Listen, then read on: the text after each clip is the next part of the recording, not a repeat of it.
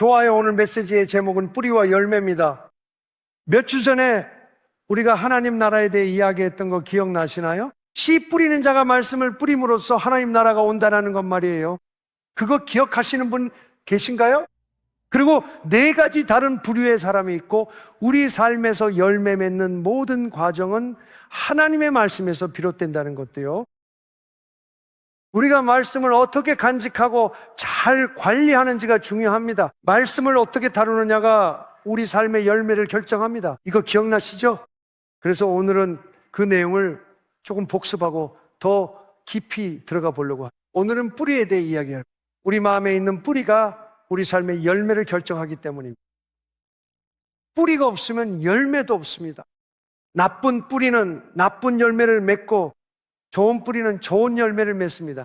그게 어떻게 일어날까요? 성경 말씀을 통해 하나씩 살펴보겠습니다. 먼저 상기해 봅시다. 히브리서 12장 1절과 2절을 읽겠습니다. 이 강의 시리즈의 큰 그림 안에 있기 때문입니다. 우리는 경주를 위해 준비 중입니다. 우리 모두는 경주를 하고 있습니다. 히브리서 12장 1절에 이렇게 나와 있습니다. 그러므로 우리에게 구름같이 둘러싼 허다한 증인들이 있으니, 여기서 말하는 증인들은 우리보다 앞서간 믿음의 남자, 여자, 소년, 소녀들입니다.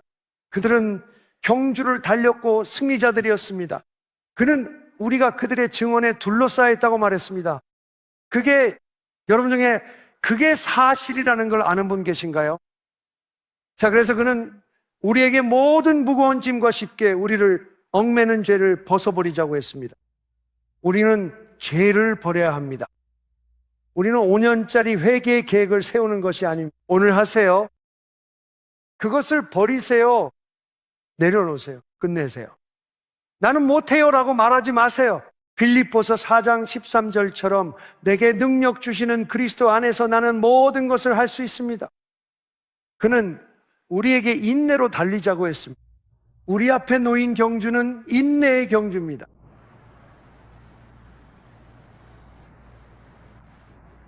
우리의 믿음의 창시자이자 완성자이신 예수님을 바라보며 누구를요? 그 앞에 놓인 기쁨을 위하여 그는 십자가를 참으시고 부끄러움을 개의치 않으셨으며 하나님의 보좌 우편에 앉으셨습니다.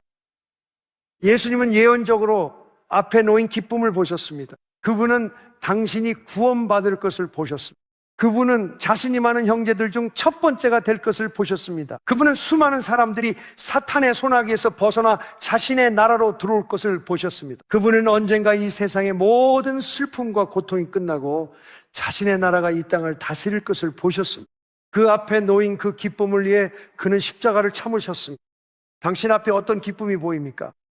우리는 예수님을 바라봐야 합니다. 그분은 제가 따를 본복입니다.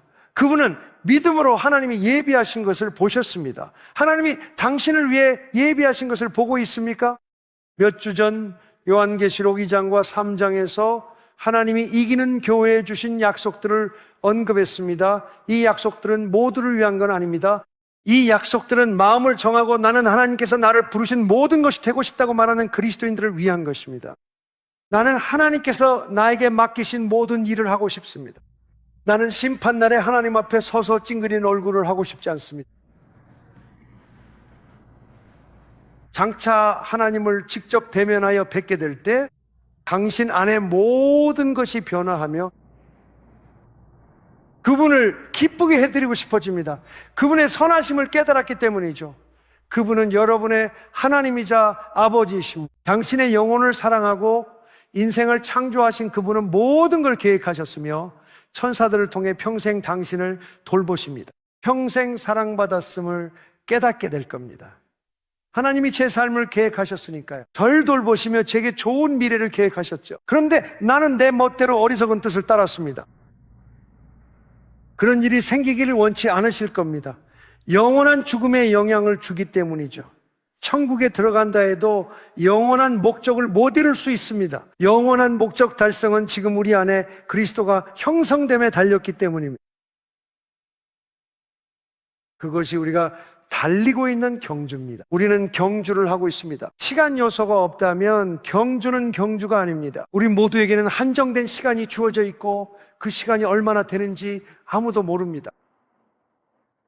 우리는 35년 동안 교회를 목회해왔고 여러 번 그런 일이 있었습니다. 여기 오래 계신 분들은 기억하실 겁니다. 우리 중 누군가가 갑자기 세상을 떠난 적이 있습니다. 우리는 전혀 예상하지 못했습니다.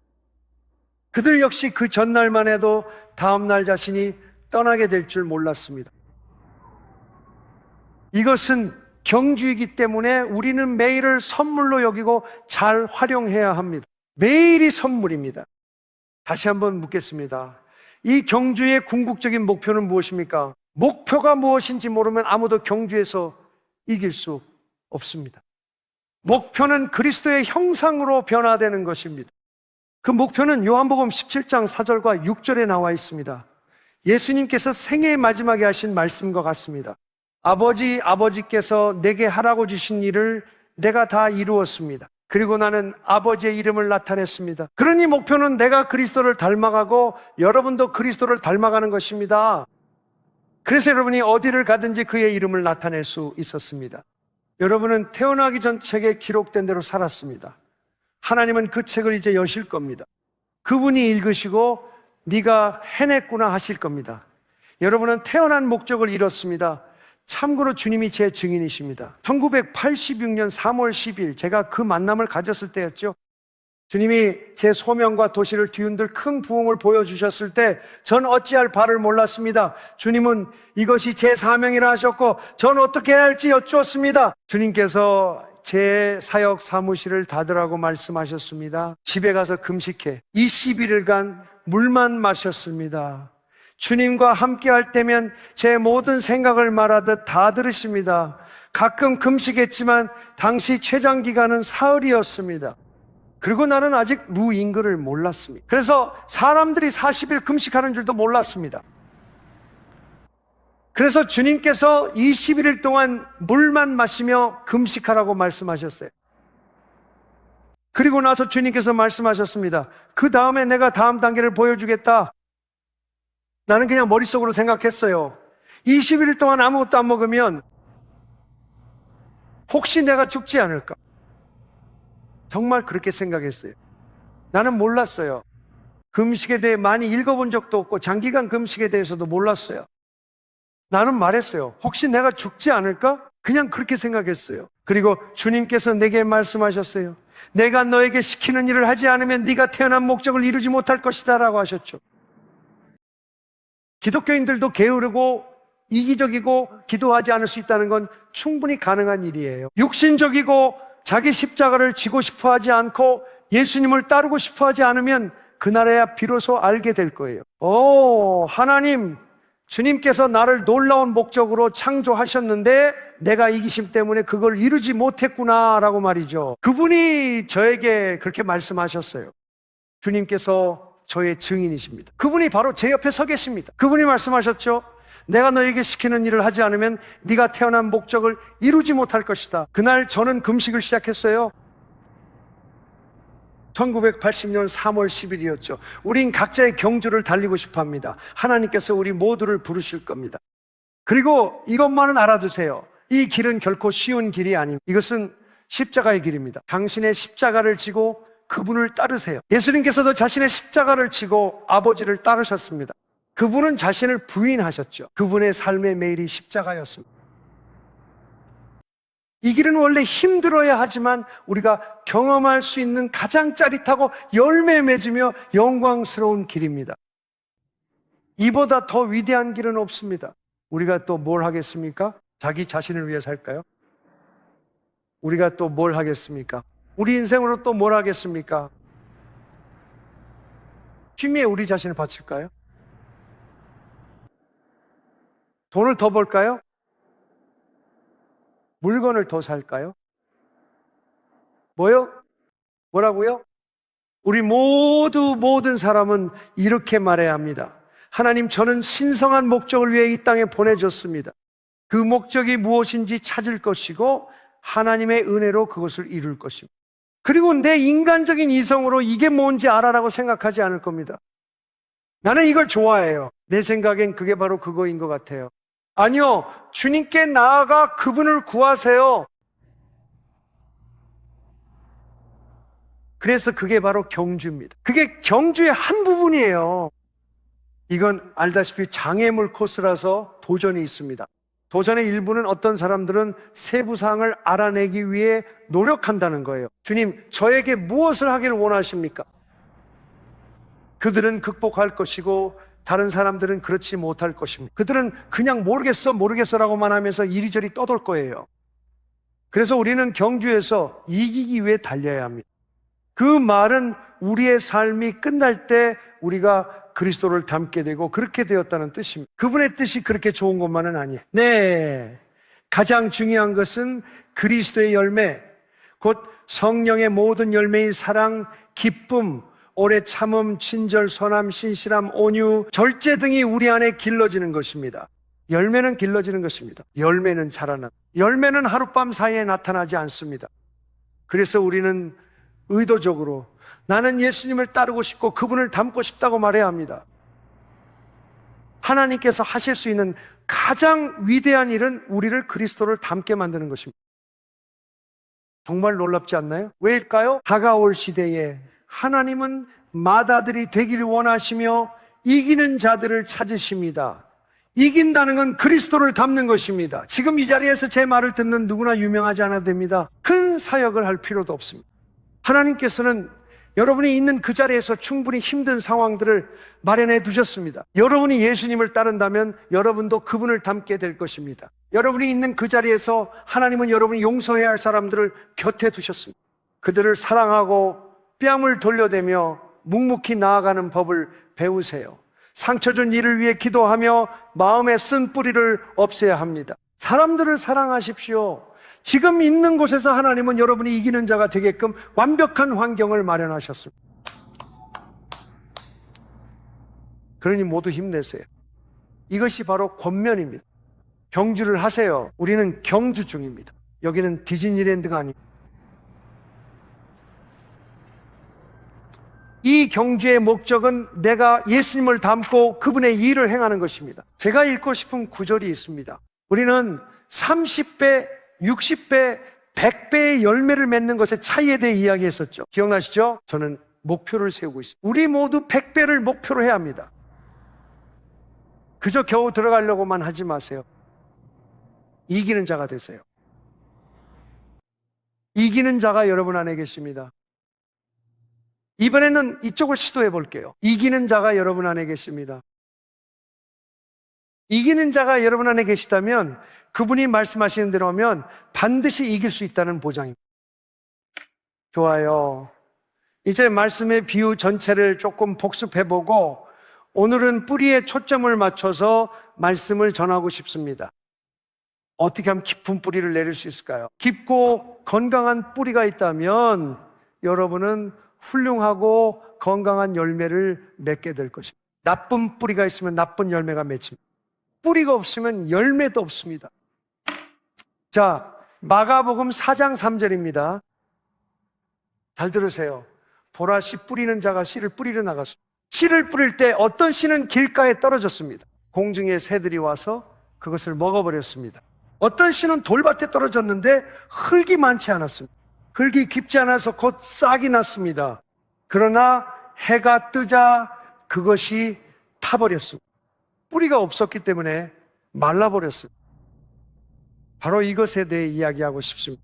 어떤 씨는 가시덤불 사이에 떨어졌습니다. 가시덤불이 자라서 그 싹을 막아버렸습니다. 그래서 열매를 맺지 못했습니다. 다른 씨들은 좋은 땅에 떨어져 좋은 열매를 맺었습니다. 그것들은 자라나서 30배, 60배, 100배의 결실을 맺었습니다.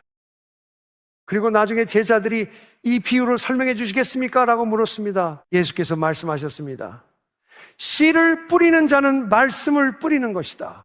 그러니까 그 씨는 하나님의 말씀입니다. 베드로는 여러분은 썩지 않는 씨 곧 하나님의 말씀으로 거듭났습니다라고 말했습니다. 자연적인 씨앗은 썩을 수 있습니다. 흙 속에서 너무 젖을 수도 있습니다. 곰팡이가 생길 수도 있습니다. 썩을 수도 있습니다. 하지만 하나님의 말씀은 썩지 않습니다. 결코 썩을 수 없습니다. 이제 예수님께서는 누가복음 8장에서 열매를 맺는 좋은 밭, 즉 좋은 마음과 고귀한 마음이 바로 그 밭이라고 말씀하십니다. 고귀하다는 것은 정직하고 덕이 있으며 올바른 동기와 좋은 마음을 의미합니다. 그런 마음이 씨앗을 간직합니다. 우리에겐 무엇이 필요할까요? 우리에겐 씨앗이 필요하고 좋은 마음이 필요합니다. 주님, 저는 주님의 뜻을 원합니다 라고 말하는 마음이 필요합니다. 정직한 마음, 그 말씀이 내게 와서 나를 책망할 때의 그런 마음이, 나는 변명하거나 정당화하지 않습니다. 나는 그 책망을 그대로 받아들입니다. 말씀이 좋은 마음에 들어오면 나를 변화시킵니다.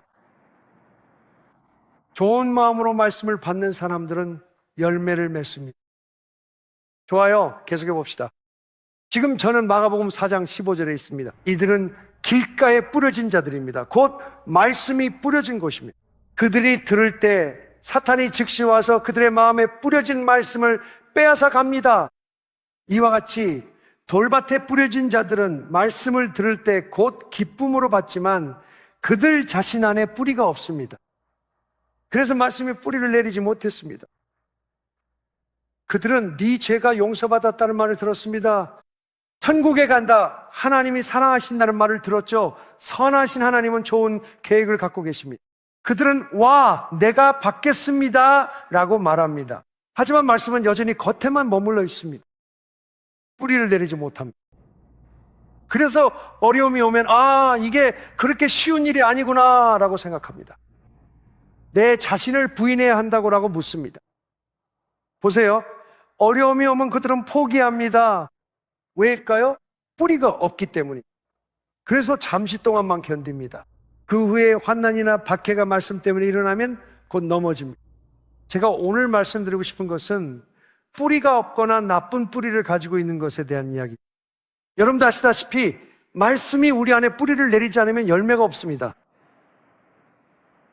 우리는 말씀을 들을 수 있습니다. 우리는 말씀을 기뻐하고 말씀에 동의할 수 있습니다.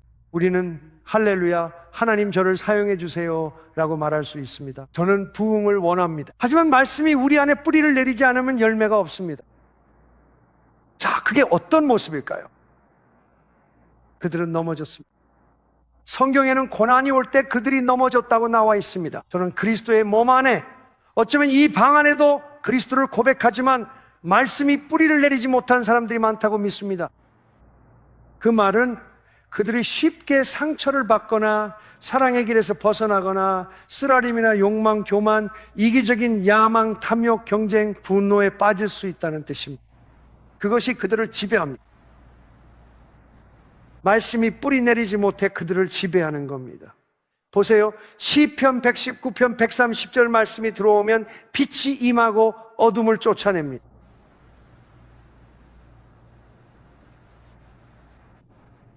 예수님께서 말씀하셨습니다. 말씀은 이렇게 역사합니다. 마가복음 4장 16절입니다. 하나님의 나라는 어떤 사람이 땅에 씨를 뿌리는 것과 같습니다. 이제 기억하세요. 우리의 마음이 바로 그 땅입니다. 씨앗은 하나님의 말씀입니다. 그러니 이렇게 말해볼게요. 여러분 안에 있는 하나님의 나라입니다. 누가복음 17장에서 예수님께서 말씀하셨습니다. 여기저기 보지 말라고 하셨죠? 하나님의 나라는 여러분 안에 있습니다. 그러니 하나님의 나라는 우리가 시간과 에너지를 드리는 만큼 우리 각자 안에서 자라는, 감사합니다, 말씀을 우리 마음에 심는 것입니다. 말씀은 하나님께서 우리를 거룩하게 하고 변화시키는 데 사용하시는 도구입니다. 그러니까 우리가 하나님의 말씀을 소홀히 하고 암기하고 묵상하고 기도하고 공부하는 것을 게을리할수록 우리의 성장은 그만큼 멈추고 뿌리도 내리지 못하게 됩니다. 머리로는 복음을 다 믿을 수 있지만 마음속에는 여전히 쓴 뿌리가 남아있을 수 있습니다. 그 부분에 대해서도 이야기하겠습니다. 그것도 또 다른 뿌리이고 그 뿌리가 어떻게 생기는지에 대한 이야기입니다. 좋아요? 자, 예수님께서 말씀하셨죠? 씨앗을 땅에 심는다고요? 그 땅이 바로 여러분의 마음입니다. 여러분이 잠을 자고 일어나면은 씨앗이 싹을 트고 그 씨앗이 자랍니다. 그리고 그 사람이 어떻게 자라는지 모릅니다. 땅이 저절로 열매를 맺습니다. 싹이 트고 이삭이 맺혀 알곡이 차듯 모든 분께 용기를 전합니다. 어떤 상태든 상관없습니다. 지금 중독 상태일 수도 있습니다. 여러분에게 묶임이 있을 수도 있고 약함을 느낄 수도 있고 내 삶의 죄의 영역이 있다고 느낄 수도 있습니다. 우리가 말씀을 읽고 말씀을 기도하고 말씀을 묵상하고 암송하며 마음에 새기는 일에 결단하고 체계적이고 꾸준하게 나아간다면 그 말씀이 어둠을 몰아낼 것입니다. 말씀이 우리를 거룩하게 할 것입니다. 진리로 그들을 거룩하게 하옵소서. 아버지의 말씀은 진리입니다. 예수님께서는 우리를 위해 자신을 내어주셨습니다. 에베소서 5장, 그분은 우리를 말씀에 물로 씻고 거룩하게 하시기 위해 십자가에서 자신을 내어주셨습니다. 그러므로 말씀을 소홀히 하는 것은 주님께서 우리를 사신 목적을 이루지 못하게 하는 것입니다. 그분이 우리를 십자가에서 사신 것은 단지 우리를 지옥에서 구해내기 위해서만이 아니라 우리를 거룩하게 하고 변화시키기 위해서입니다. 그것에 대해 하나님께 감사드립니다. 그래서 우리가 나는 성경을 많이 읽지 않을 거야 라고 말한다면, 나는 성경을 외우는데 시간을 쓰지 않을 거야 라고 한다면, 성경 묵상과 기도의 시간을 쓰지 않겠다고 한다면 주님이 대가를 치르고 사신 것을 누리지 못하게 되는 것입니다. 그분이 우리를 위해 값을 치르신 것은 우리를 씻기고 자신에게 드리기 위함이었습니다. 이제 말씀입니다. 좋은 소식은 말씀이 효과가 없다는 게 아닙니다. 계속해서 말씀을 여러분 안에 심으세요. 계속해서 심으세요. 하지만 저는 중독이 있어요 라고 말할 수도 있겠죠. 저는 문제가 있어요. 저는 성경을 잘 읽지 못하겠어요. 제가 잘못하고 있으니까요. 그건 마치 내가 너무 더러워서 욕조에 몸을 담글 수 없어 라고 말하는 것과 같습니다. 내 다리에 잔뜩 묻은 이 진흙을 보이시나요? 정말 끔찍해요. 다른 기독교인들이 이걸 보는 게 싫어요. 내가 이런 문제가 있다는 걸 알면 안 되니까 긴 바지를 입는 거예요. 아무도 내 엉망진창인 모습을 보지 않았으면 해요. 그래서 말씀을 읽으려고 하면 기분이 너무 안 좋아져요. 아, 나는 너무 더럽구나 이런 생각이 들어요. 그래서 너무 더러워서 기도하고 성경 읽는 게 힘들어요. 이건 마치 누군가가 욕조에 들어가 몸을 담글 수 없어 라고 말하는 것과 같아요. 내가 얼마나 더러운지 보면 당신도 내가 욕조에 들어가는 걸 원하지 않을 거예요.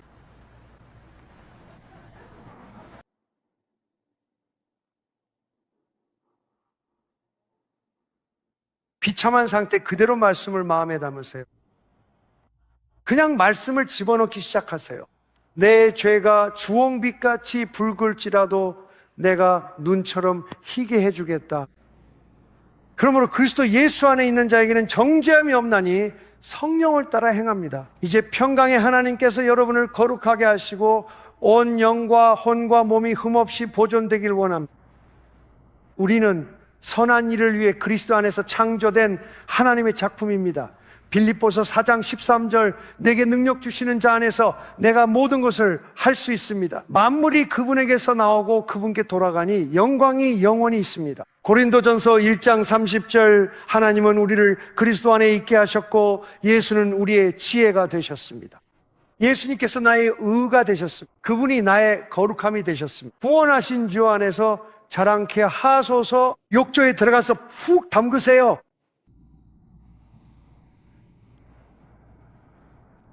하지만 제가 가진 두려움을 당신은 모르실 거예요. 들어가세요. 욕조에 들어가서 푹 담그세요. 사람들이 나를 어떻게 생각할까요? 욕조에 들어가서 푹 담그세요. 왜냐하면 나오고 나면 당신이 변해 있을 테니까요. 그리고 이걸 매일 해야 합니다. 여러분 모두 매일 목욕하시길 바랍니다. 정말 그러셨으면 좋겠어요. 저도 목욕을 했어요. 어릴 때 우리는 항상 목욕을 했습니다. 이건 좀 옆길로 새는 얘기지만 제 아버지는 1910년에 태어나셨어요. 할아버지가 아니라 제 아버지가 1910년에 태어나셨습니다. 그분의 집은 북부 캘리포니아에서 처음으로 온수가 나오는 집이었어요. 맞아요. 제 할아버지는 1915년 샌프란시스코에서 열린 만국 박람회에 가셨습니다. 그리고 박람회에서 그곳에서는 미래를 시연하고 있었죠. 이제 제 할아버지는 1890년대에 보스턴 대학교에서 전기공학 학위를 받고 졸업하셨습니다. 그리고 1915년 만국박람회에서 할아버지는 마치 제트슨 가족 같은 것을 보셨죠. 그 만화 기억나시나요? 마치 스타트랙 같았어요. 뭔지 아세요? 그건 전기레인지였어요. 그리고 모두가 깜짝 놀랐죠. 왜냐하면 그때는 다들 나무로 된 난로만 썼으니까요. 딱 하나뿐이었어요. 그건 시제품이었죠. 박람회 끝날 무렵 할아버지가 설득해서 그걸 사셨죠. 그걸 사셨어요. 집에 가져가셨고, 할아버지는 전기공학자셨대요. 아빠 말로는 그전엔 목욕을 토요일 밤에만 했고 일요일엔 교회 가야 했거든요.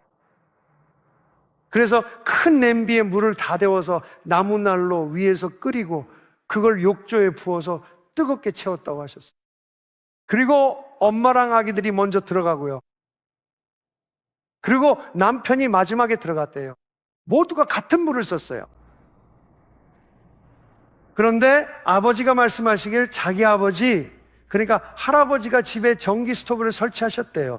직접 연결해서 구리관을 가져오고 물도 구리관으로 끌어와서 스토브 안에 코일을 이렇게 넣고 그걸 욕조로 연결하셨대요. 전기 스토브를 켜면 그 관들이 빨갛게 달아올랐죠. 그 다음에 물을 틀면 욕조에 즉시 뜨거운 물이 가득 찼어요. 1915년 캘리포니아 북부의 스위트 가정에서 처음으로 온수가 나왔던 거죠. 사실 캘리포니아 역사에 관한 책이 있어요. 그 책에는 저희 할아버지 찰스 K 스위트가 캘리포니아 개척자로서 소개된 부분이 따로 있어요. 스위트요. 어쨌든 이제 욕조에 들어가는 거죠. 맞죠? 자, 이제 무슨 일이 일어나는지 말씀드릴게요. 데살로니가전서 2장 13절에서 사도는 이렇게 말했습니다. 이 때문에 우리는 쉬지 않고 하나님께 감사드립니다. 왜냐하면 여러분이 우리에게서 들은 하나님의 말씀을 받을 때 그것을 환영했기 때문입니다. 사람의 말로가 아니라 진실로 하나님의 말씀으로 받아들였고 그 말씀이 여러분 안에서 효과적으로 역사하고 있습니다. 하나님의 말씀은 살아있고 말씀이 무엇이든 하나님은 그 자체이십니다. 잘 들어보세요. 정말 중요합니다. 이걸 이해하면 이 책의 가치를 알 수 있습니다. 여러분의 유일한 책이죠. 그리고 저자가 여러분 옆에 서서 그 책에 숨을 불어넣습니다. 여러분이 읽을 수 있는 유일한 책이며 저자가 영으로 여러분 곁에 있으면서 읽는 동안 가르치고 전해주고 숨을 불어넣어주는 책입니다. 이 말씀은 살아있고 생명력이 있으며 활동적입니다. 그리고 그것이 우리 안에서 역사합니다. 우리의 구원은 성령님을 통해 하나님의 말씀을 통해 이루어집니다. 영, 혼, 그리고 몸. 하나님이 어떠하신지 그의 말씀도 그러합니다. 모두 따라 말해보세요. 말씀이 일을 합니다. 나는 내 마음의 말씀을 심습니다. 나는 그것을 암송합니다. 그 말씀을 마음에 간직합니다. 그 말씀을 묵상합니다. 그 말씀을 하나님께 다시 기도합니다. 그리고 하나님께서 모든 일을 하십니다. 그의 살아있는 말씀이 모든 일을 하십니다. 그분은 나를 거룩하게 하시고 나를 변화시키시며 나에게 은혜를 주십니다. 말씀이 일을 합니다. 이것이 절대적인 진리입니다. 이제 잘 보세요. 하나님이 어떠하신지 그의 말씀도 그러하다는 것을 보여드리고 싶습니다. 참고로 이것을 이해하기 위해 말씀드리자면 예수님께서 오셔서 인간의 몸, 즉 육체로 사셨고 우리는 그 몸을 나사렛 예수라고 부릅니다. 이제 그분은 내가 바라보고 있는 몸 안에 계십니다. 그리고 그는 그 몸을 나사렛 예수의 몸과 같은 형상으로 빚어가는 중입니다. 그분이 그 몸에 계실 때 그는 하나님의 살아있는 말씀이었으며 즉 아버지가 누구신지를 만나는 모든 이에게 명확하게 드러내 보여주는 분이셨습니다. 그분은 살아있는 말씀입니다. 이 책의 모든 말씀, 하나님의 마음의 모든 의도, 하나님께서 이 책을 통해 전하고자 하신 모든 것은 예수 그리스도의 몸 안에 나타나 있습니다. 이제 하나님이 여러분을 그렇게 만드실 겁니다. 말씀으로 일을 이루실 겁니다. 우린 말씀을 먹죠? 자, 잘 보세요. 하나님은 빛이십니다. 요한일서 5장입니다. 동의하시죠? 시편 119편 130절입니다. 주의 말씀에 들어옴이 빛을 줍니다. 주의 말씀은 내 발의 등이요 내 길의 빛이니이다. 하나님은 빛이십니다. 그분의 말씀도 빛입니다. 하나님은 영이십니다. 요한복음 4장 14절에서 예수님은 하나님은 영이시라고 말씀하셨습니다. 요한복음 6장 63절 예수님은 말씀하셨습니다. 내 말이 영이요 생명이라. 하나님과 그분 말씀은 영입니다. 말씀을 읽고 묵상할 때 성령이 우리에게 생기를 주십니다. 못 느낄 수도 있지만 그분은 행하고 계십니다. 몸이나 영혼에서 꼭 감지하지 않아도 됩니다. 영 안에서 일어나는 일이죠. 그러니 하나님은 빛이십니다. 하나님은 영이십니다. 그분 말씀도 영이며 하나님은 생명이십니다. 예수님은 말씀하셨죠? 나는 길이요 진리요 생명이요. 그 말씀은 생명입니다. 베드로가 말했죠. 주여 우리가 어디로 가겠습니까? 주께는 생명의 말씀이 있으십니다. 그분의 영이십니다. 하나님은 불이십니다. 히브리서 12장에 우리 하나님은 소멸하는 불이시라고 했습니다. 불은 열정을 의미합니다. 예레미야는 그의 말씀이 내 뼛속에 불과 같았다고 말했습니다. 불이 내 뼛속에서 치솟았습니다. 그분의 말씀은 불입니다. 그분의 말씀은 빛입니다. 그분의 말씀은 생명입니다. 그분의 말씀은 영입니다. 그분의 말씀은 살아있어. 그것은 활동적이에요. 우리가 말씀을 묵상하고 말씀을 붙들면 그것이 우리를 변화시킵니다. 그렇다면 어떻게 하면 말씀이 뿌리를 내리게 할 수 있을까요? 준비되셨나요? 시편 기자가 이렇게 말합니다. 내가 주의 말씀을 내 마음에 두었으니 이는 내가 주께 죄를 짓지 아니하려 함이니이다. 우리가 말씀을 마음에 충분히 담으려면 반복해서 계속해야 합니다. 묵상하고 암송하고 또 묵상하며 마음에 간직하세요. 이것이 바로 그분의 말씀을 지킨다는 의미입니다. 마음에 간직하세요. 그렇게 할 때 하나님께서 빛의 견고한 진을 세우십니다. 그러면 죄를 지을 수 없는 상태에 이르게 됩니다. 여러분이 말씀을 먹고 있다면 여러분 삶의 어떤 영역에서는 더 이상 죄를 지을 수 없는 부분이 생깁니다. 아직 더 많은 빛이 필요한 다른 영역도 있을 수 있습니다. 저도 마찬가지예요. 하지만 말씀을 어느 정도까지 마음에 담으면 이건 절대 할 수 없어라는 생각이 듭니다. 나는 절대 그런 일은 하지 않을 거예요. 나는 그 길로 가지 않을 겁니다. 왜일까요? 왜냐하면 말씀으로 인해 빛의 견고한 진이 세워졌기 때문에. 빛은 항상 어둠을 몰아냅니다. 그러니 답은 말씀에게 일하게 하라는 것입니다. 그렇다면 어떻게 뿌리를 내릴 수 있을까요? 시편 1편 1절입니다. 복 있는 사람은 악인들의 꾀를 따르지 않는 남자나 여자입니다. 록스타나 TV쇼를 따라가지 마세요. 세상을 따라가지 마세요. 경건하지 않은 자들을 따라가지 마세요. 비평가들을 따라가지 마세요.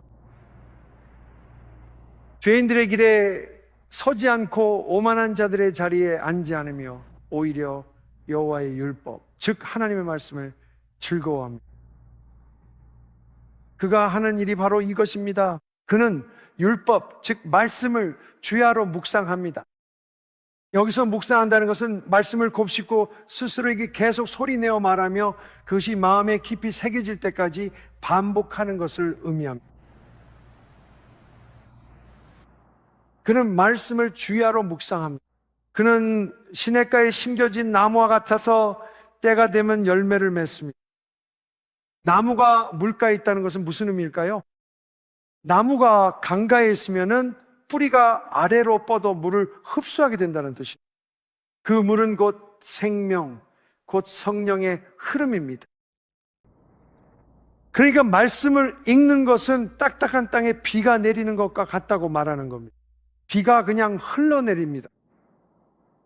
여전히 그 말씀을 인용할 수는 있을지 모릅니다. 하지만 말씀을 묵상하는 것은 뿌리를 깊이 내리게 합니다.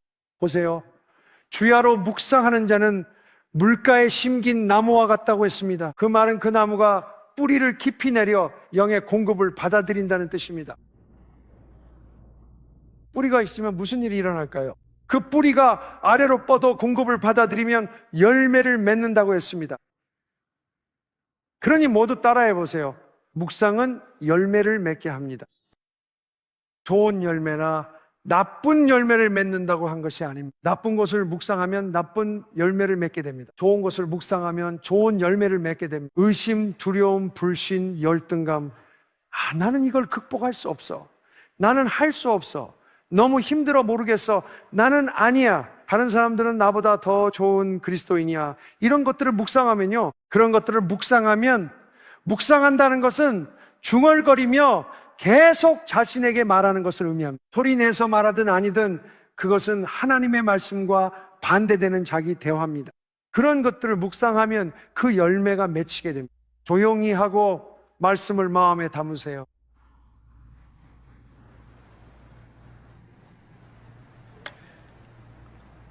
그래서 그분이 말씀하시길 그렇게 묵상할 때 여러분의 뿌리가 내려가 성령과 연결된다고 하셨습니다. 그리고 나서 열매를 맺게 됩니다. 제가 한마디 하고 싶습니다. 1년 365일 내내 열매를 맺으라고 말씀하지 않습니다. 제철에 맺는다고 말씀하십니다. 보세요. 열매는 기르는데 시간이 걸립니다. 하나님께 인내하세요. 자신에게도 인내하세요. 하나님의 말씀을 믿으세요. 계속해서 말씀을 마음에 담으세요. 기도로 계속해서 물을 주세요. 계속해서 묵상하세요. 인내하며 믿으세요. 적절한 때가 되면 열매가 터져 나올 것입니다.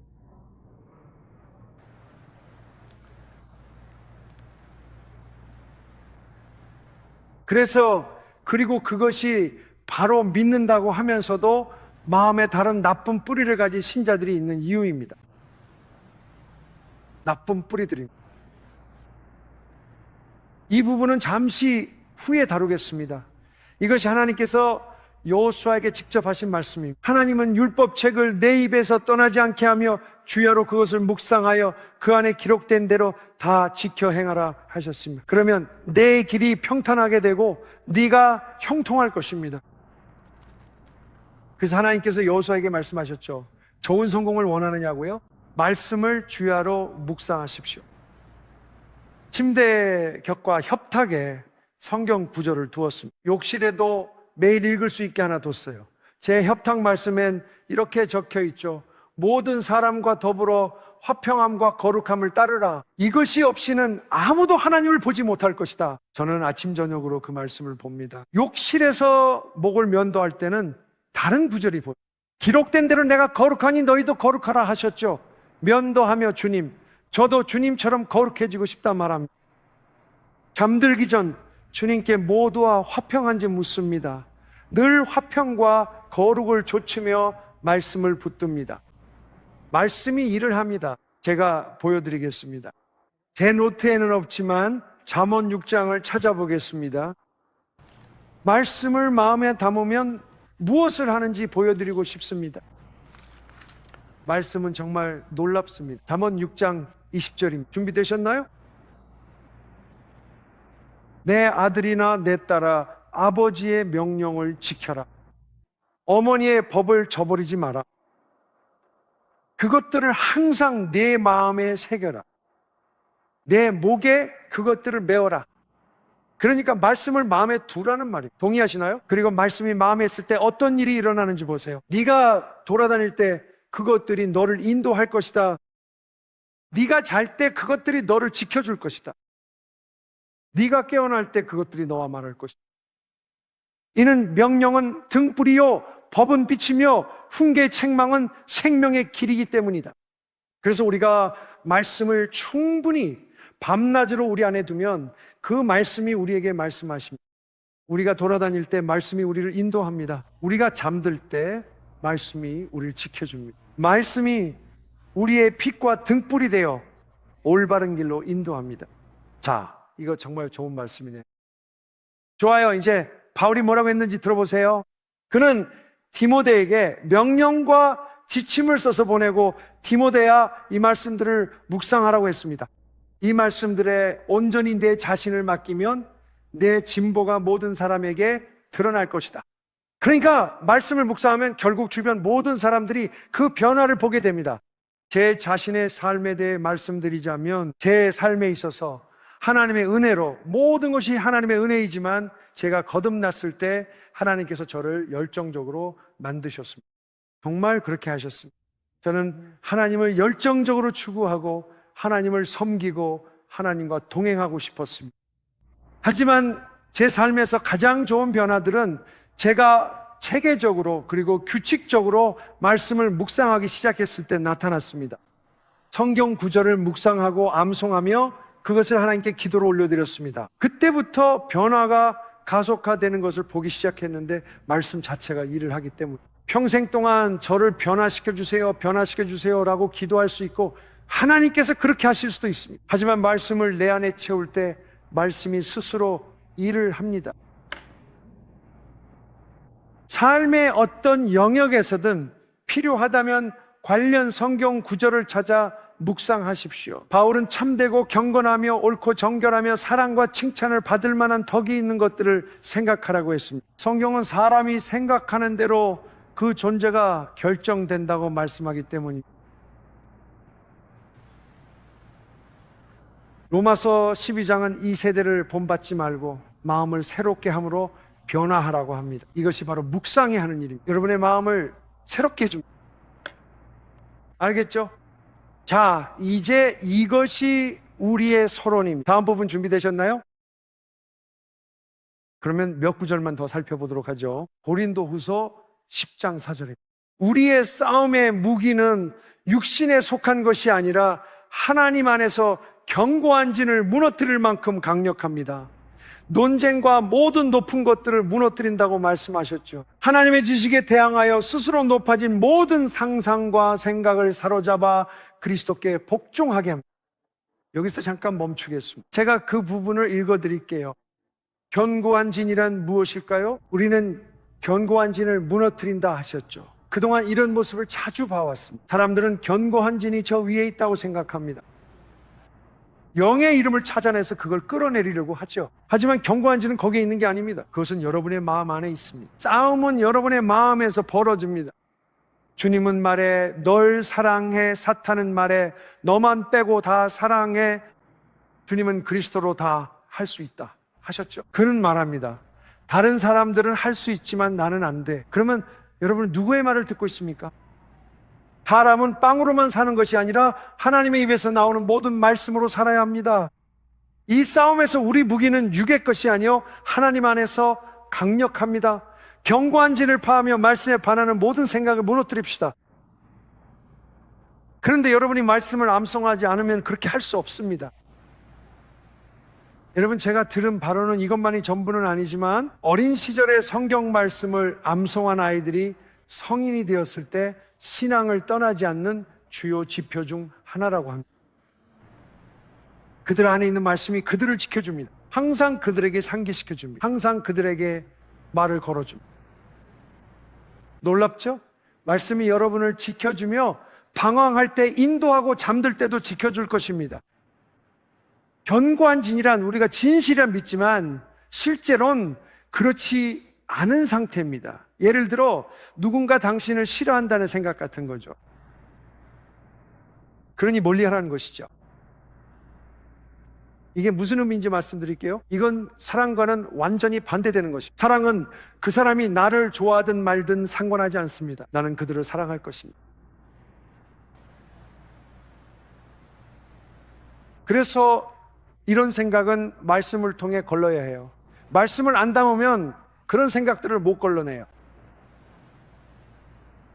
말씀을 새기지 않으면 땅 상자를 안 만드는 것과 같아요. 몇 주 전 제 말을 곧 아실 겁니다.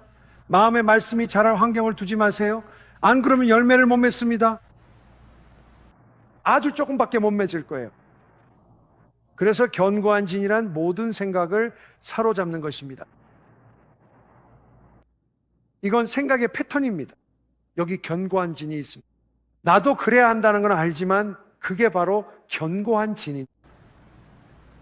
이 구절을 순종해야 한다는 건 알지만 그게 바로 여러분의 마음에 있는 악한 견고한 진입니다. 용서해야 한다는 건 알지만 그 악한 견고한 진이 여러분을 속박하고 있는 것. 거룩해야 한다는 건 알지만 변명은 필요 없습니다. 재정에 충실해야 한다는 것도 알고 내가 중독되어 있다는 것도 알지만 말씀을 묵상하세요. 말씀으로 가득한 찬양을 들으세요. 여러분의 마음이 새로워질 것입니다. 말씀이 일을 합니다. 이제 다시 돌아가서 다른 구절을 읽어보겠습니다. 방금 페이지를 넘겼습니다. 모든 생각을 사로잡아 그리스도께 복종하게 하고 여러분의 순종이 온전해질 때 모든 불순종을 벌할 준비를 하십니다. 모두 주목해 주세요. 성경의 원리입니다. 우리의 순종이 온전해지면 하나님은 모든 불순종을 벌할 준비가 되십니다. 이제 모두가 이것에 대해 여러분이 사람들과 맺고 있는 관계에 대해 생각해 보셨으면 합니다. 배우자일 수도 있고, 부모님일 수도 있고, 자녀일 수도 있고, 직장 동료나 학교 친구일 수도 있습니다. 모두에게는 그런 아픈 관계가 하나쯤은 있습니다. 혹은 실망스러운 관계일 수도 있죠. 그렇죠? 아니면 기대했던 것과 다를 수도 있습니다. 그리고 보통 여러분이 우리 모두를 포함한 모든 인간과 같다면 처음 기도할 때 이렇게 하죠. 주님, 저 사람을 바꿔주세요. 주님, 저 사람을 바꿔주세요. 제 남편을 바꿔주세요. 주님, 저 사람을 바꿔주세요. 제 아내를 바꿔달라. 주님, 저 사람을 바꿔달라. 하나님은 이르셨다. 네 순종이 온전해지면 모든 불순종을 벌하리라. 가족이 변하기를 기도한다면 멈추고 그저 그들을 위해 기도하세요. 주님, 이들이 주께 더 가까이 가게 하소서. 그들이 주님을 알게 해주세요. 하지만 그들이 당신이 원하는 대로 변하게 해달라고 기도하지 마세요. 주님, 저를 변화시켜 주소서. 배우자가 변하게 해달라고 기도하지 마세요. 이렇게 말하세요. 주님, 제가 최고의 남편이 되게 해주세요. 그리고 하나님께서는 말씀하십니다. 네가 내 순종이 온전해질 때 내가 내 배우자를 다루겠다. 왜일까요? 그분은 그들의 약점과 맹점을 사용해서 당신을 온전하게 만드시기 때문에, 그리고 당신이 하나님께 순종하고 성장할 때까지 그분은 그들을 다루지 않으실 것입니다. 하나님은 배우자나 가족, 동료를 바로 바꾸지 않으십니다.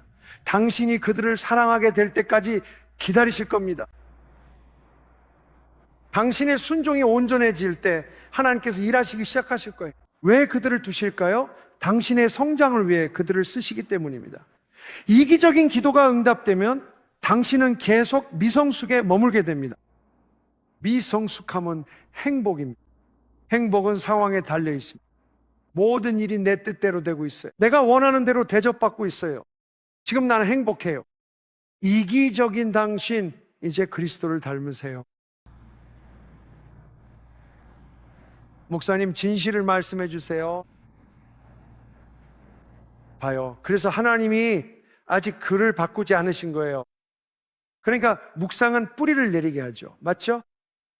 다른 뿌리에 대해 이야기해 보고, 세례 요한이 설교하며 이렇게 선포했습니다. 이제 도끼가 이미 나무 뿌리에 놓였습니다. 열매를 맺지 않는 모든 나무는 잘려나갑니다. 그가 무슨 말을 한 걸까요? 죄입니다. 죄는 뿌리부터 다뤄야 합니다. 당신이 뿌리에 도끼를 대면 죄가 멈춥니다. 그래서 사람들이 이런 문제, 저런 문제, 또 다른 문제를 말할 때 진짜 문제는 하나님과의 평화를 갖는 것입니다. 그리스도께 순복하세요. 사랑의 길을 선택하세요. 보세요. 하나님과 동행하는 데 있어서 가장 중요한 두 가지 아니면 세 가지가 뭘까요? 겸손, 사랑, 순종입니다. 겸손에 집중하세요. 사랑, 순종. 그 나쁜 나무에 달린 모든 열매는 그냥 죽어버릴 겁니다.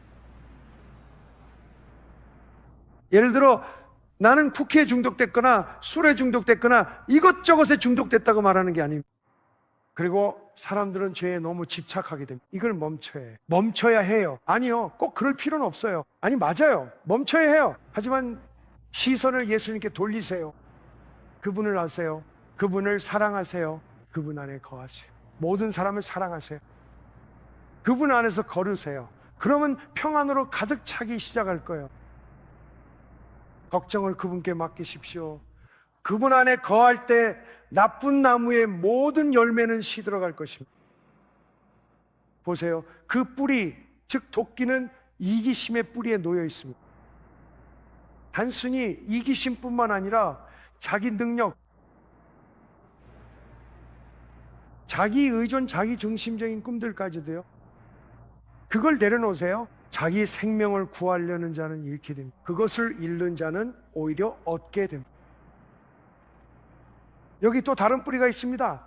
우리 모두 좋은 뿌리를 얻는 방법은 알죠? 더 나은 걸 원한다면 누구나 더 나은 결혼을 원하니까요. 남편이라면 더 좋은 결혼 생활을 원할 거예요. 아내에 관한 모든 구절은 잊으세요. 주님, 저는 그냥 기도합니다. 그러니 순종하게 해주세요. 잠깐 멈추세요. 하나님은 그런 기도를 듣지 않으실 거예요. 주님, 저를 좋은 남편이 되게 하소서. 주님, 온전히 순종하겠습니다. 당신이 그렇게 하면 하나님께서 그녀를 다루실 수 있다고 하실 겁니다.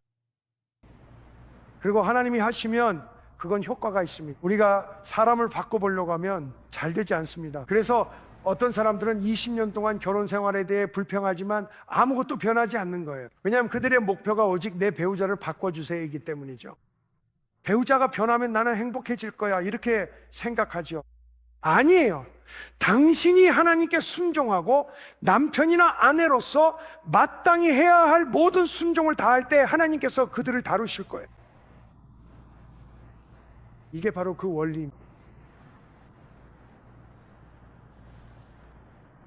세례 요한은 도끼를 뿌리에 댔습니다. 그러니까 뿌리는 묵상에서 나오는 거죠. 맞죠? 이제 마무리하려고 합니다. 여기 또 다른 뿌리가 있습니다. 히브리서 12장 15절입니다.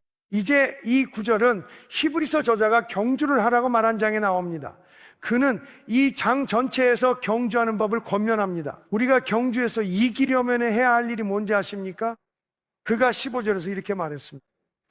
잘 살펴보라. 어디를요? 당신의 마음을요?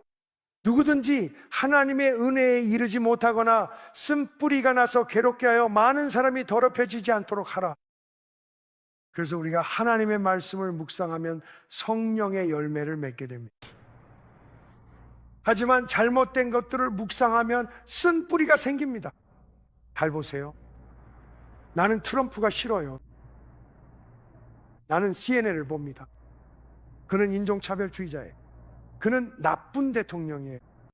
당신은 그 생각만 계속 곱씹고 있죠. 계속해서 그 생각만 묵상하세요. 그러면 어떻게 되냐면 쓴뿌리가 생깁니다. 그의 이름이 나올 때마다 이른바 트럼프 광증 증후군이 생기는 거예요.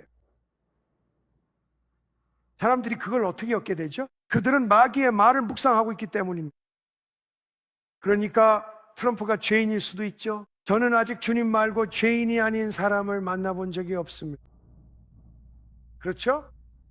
그래서 마귀는 여러분의 가족, 아들이나 딸, 배우자나 부모님에 대해 마음속으로 불만을 쌓게 만들 수 있습니다.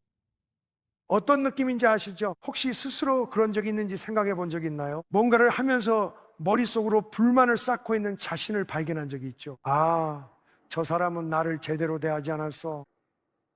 저건 일부러 그런 거야. 저 사람은 나를 사랑하지 않아. 저 사람이 이렇게 할 수도 있었는데 안 했어. 그게 바로 증거야. 내가 맞고 저 사람이 틀렸어. 마치 반제 제왕에 나오는 스미골 같아요. 항상 혼잣말 하잖아요. 내 소중한 것, 그런 느낌이죠. 하지만 마귀가 와서 시작하죠. 마귀는 그리스도인들이 그의 거짓말을 곱씹게 만듭니다. 그러면 뿌리가 점점 깊어져요. 그리고 그 사람을 보면 몸이 굳어집니다. 우리 안에 쓴 뿌리가 있기 때문이죠. 용서한다고 말은 하지만 사실은 진짜로 안 한 거예요. 그 안에 뿌리가 있어요. 도끼로 그 뿌리를 잘라내야 합니다. 모든 뿌리는 묵상에서 비롯됩니다. 특정한 종류의 음악을 곱씹게 되죠.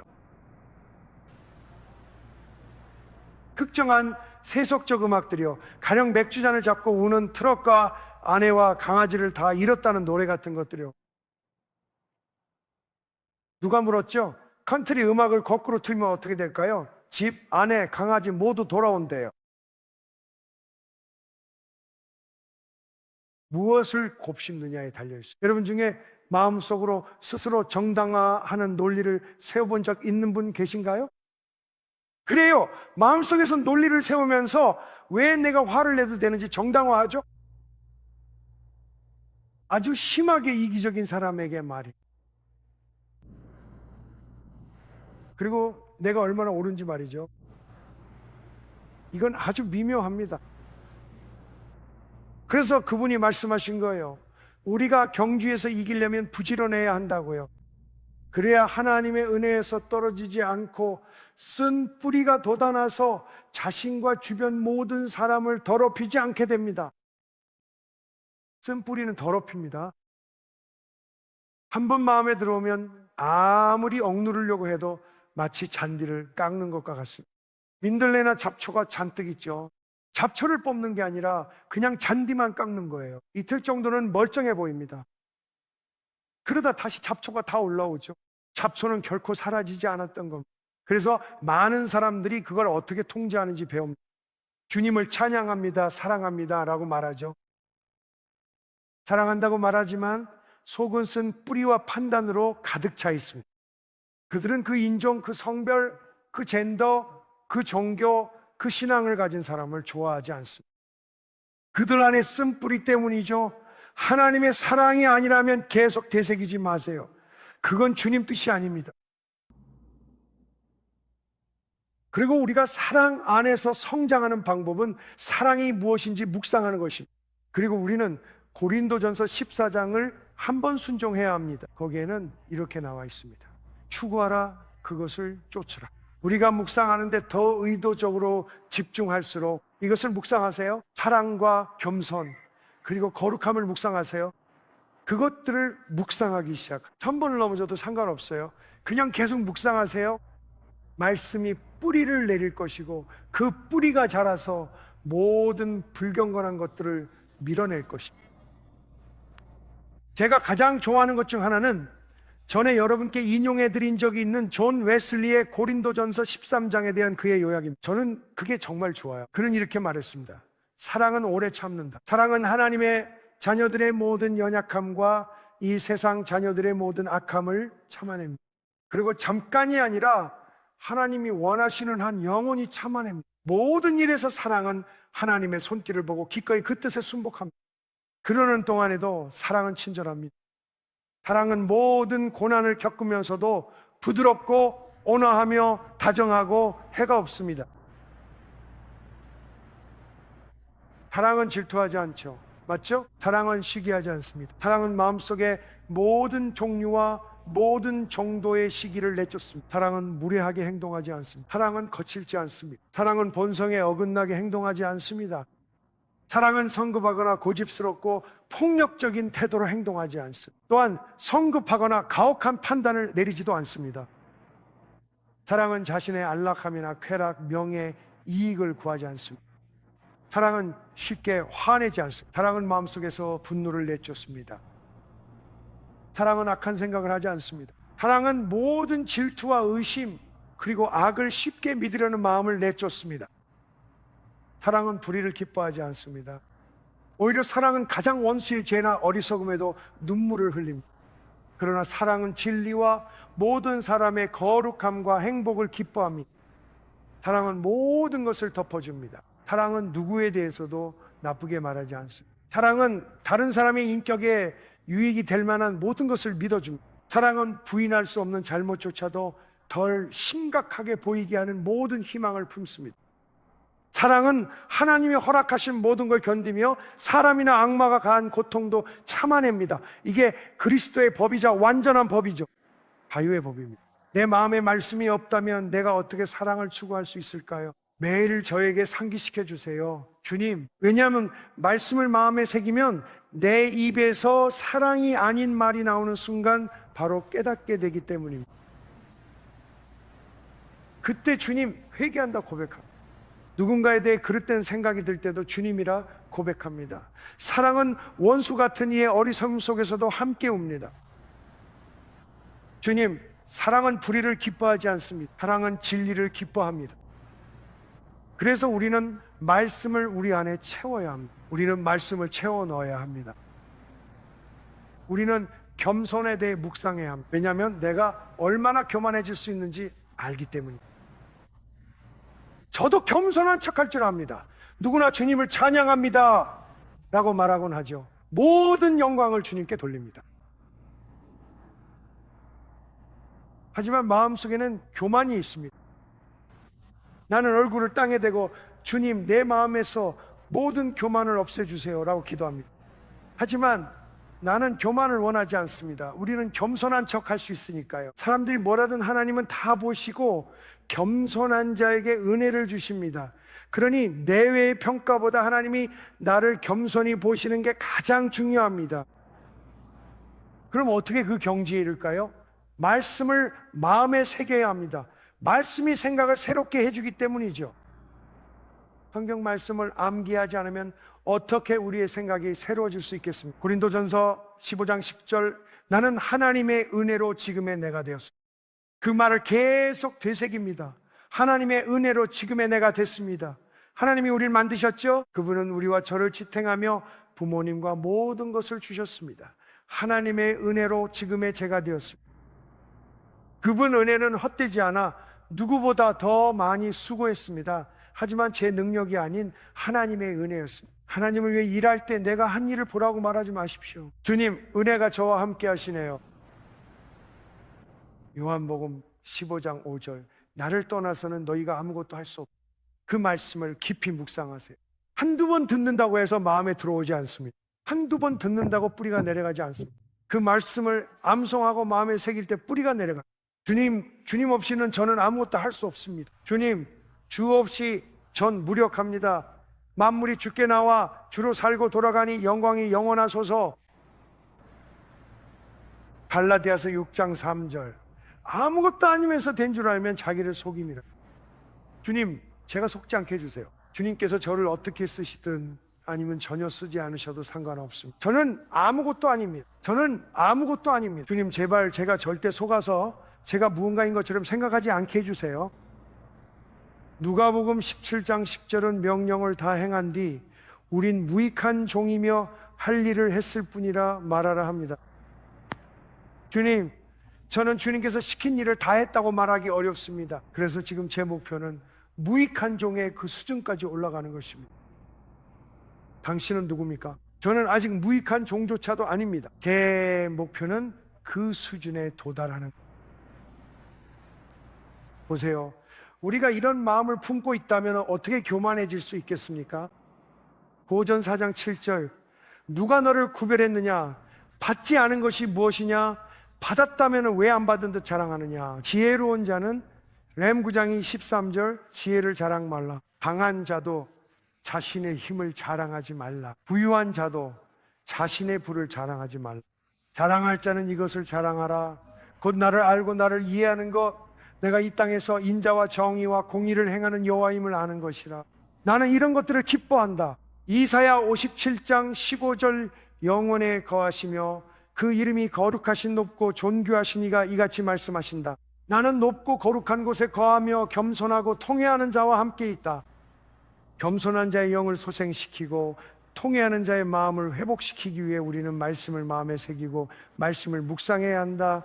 그러니까 여러분, 삶의 어떤 영역이든 요즘은 정말 쉽잖아요. 온라인에 접속해서 블루레터 바이블이나 바이블 게이트웨이, org 같은 사이트에 들어가 보세요. 어떤 주제든 관련된 성경 구절 20개를 쉽게 찾을 수 있습니다. 성적 순결에 관한 구절을 찾아보죠. 욥의 말을 들어보겠습니다. 나는 내 눈과 언약을 맺었다. 그렇다면 내가 어찌 젊은 여인을 바라보겠는가? 남성분들, 예쁜 여성을 두 번 쳐다보지 않는 방법 아세요? 처음부터 쳐다보지 마세요. 그는 말했습니다. 나는 내 눈과 언약을 맺었다고요. 내가 어찌 젊은 남자를 바라보겠는가? 이런 성경 구절을 새겨야 합니다. 음욕을 품고 보면 이미 간음한 것입니다. 만약 눈이 죄를 짓게 하면 뽑아버리십시오. 차라리 한 눈으로 생명에 들어가는 것이 두 눈을 가지고 지옥에 들어가는 것보다 낫다. 이 말씀들을 묵상해야 합니다. 음행하는 자와 간음하는 자는 하나님께서 심판하십니다. 이건 신약 성경에 나오는 말씀입니다. 그 말씀을 묵상하세요. 그러면 하나님을 두려워하는 마음이 생깁니다. 하나님을 경외하면 죄를 떠나고 거룩히 행할 때 주님의 기쁨이 넘칩니다. 하나님, 저는 결코 죄를 원하지 않습니다 라고 고백하게 됩니다. 이렇게 해서 우리가 거룩하게 되는 것입니다. 우리 모두에게는 똑같은 기회가 있습니다. 우리 모두에게는 같은 책이 있습니다. 우리 모두에게는 온라인 자료들도 있습니다. 오늘날 우리는 온라인에서 말씀으로 가득한 놀랍고 놀라운 찬양곡들을 정말 많이 찾을 수 있습니다. 아버지를 찬양하고 아들을 찬양하며 성령님을 찬양하세요. 삼위일체이신 하나님을 찬양합니다. 어둠 속에서 우리는 소망도 빛도 없이 기다리고 있었어요. 그분이 달려오셨고 그분의 눈에는 자비가 있었어요. 이런 찬양을 들으세요. 이 찬양들을 들으세요. 이렇게 해서 우리가 불타오르게 되는 것입니다. 이건 자랑이 아닙니다. 자랑이 아니라 말씀드리자면, 그래서 저는 항상 불타오르지 않을 때가 없습니다. 예레미야는 하나님의 말씀이 내 뼛속에 불처럼 타오른다고 말했습니다. 여러분도 불타오르고 싶으신가요? 말씀 안에 들어가고 그 말씀이 여러분 안에 들어오게 하세요. 이것이 바로 우리가 살아가도록 만들어진 방식입니다. 보세요. 하나님께서 우리를 만드셨습니다. 우리가 말씀을 먹지 않는다면 그건 마치 자동차의 연료통에 쿠웨이드를 넣는 것과 같습니다. 객도 그게 얼마나 나쁜 일인지 알고 있죠. 어제 여기 밖에 포르쉐 카레라가 주차되어 있는 걸 봤어요. 저는 물질주의자가 아닙니다. 그냥 그 차가 마음에 든다고 말했을 뿐이에요. 그게 다예요. 빨간색이었어요.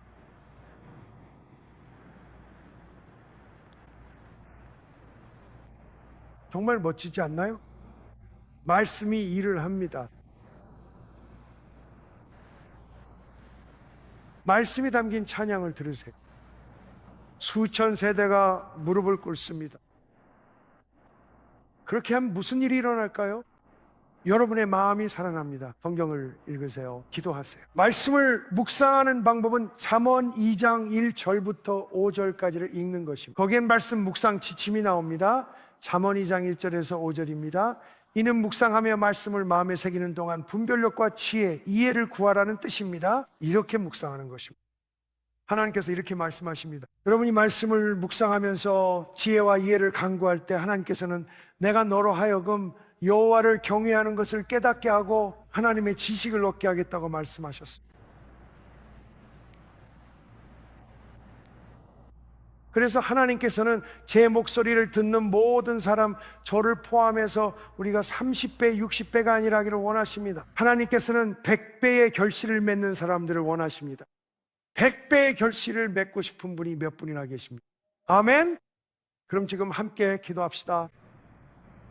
주님, 주님의 말씀에 감사드립니다.